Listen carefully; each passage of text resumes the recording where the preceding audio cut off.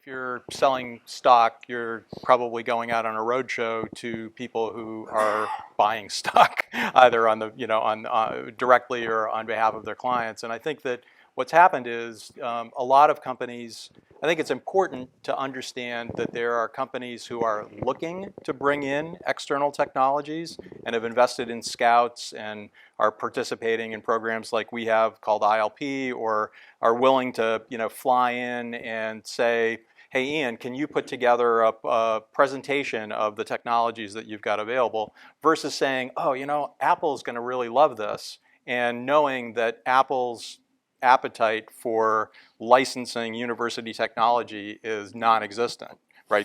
I don't think they've ever done it. So I think a lot of it is, finding licensees, if it's not a spin out or somebody that's waiting for Bob Langer's next invention, is really honing your presentation. And Karen's here in the audience. I mean, we do tech briefs, but we also try to get our inventors out either in publications, in presentations, into the places where you might be able to intersect or collide with some of these people that are actually looking to license technology. So, do you want me to answer that question? Yeah, please. Okay. And this is just very anecdotal. This is just what I see. It's a lot of telecom advancements in CDMA, WCDMA, and tacking onto all of that.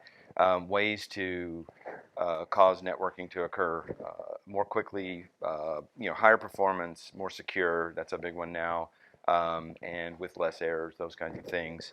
IoT, home automation. It's all kind of in this convergent autonomous cars.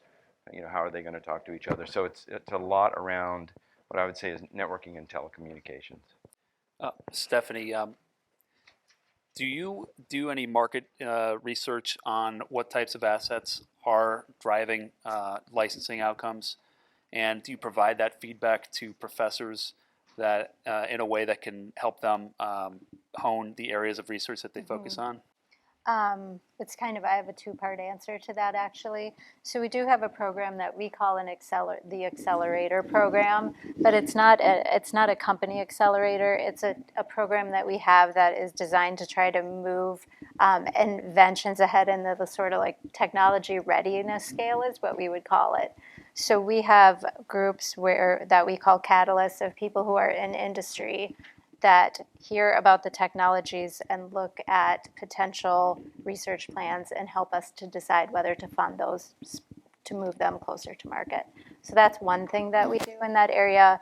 And then we recently reorganized into groups that we have where we're conducting focused marketing plans. So we're looking at our portfolio as a whole, looking at areas where there are licensing successes and needs for these technologies, and we think they are promising now, and that we should really devote our time and attention to those technologies. And then we're kind of on the second tier of that is looking ahead toward what are emerging markets and where are those, where do we have researchers working in those areas, and how can we communicate to help them kind of develop or interest if they have it.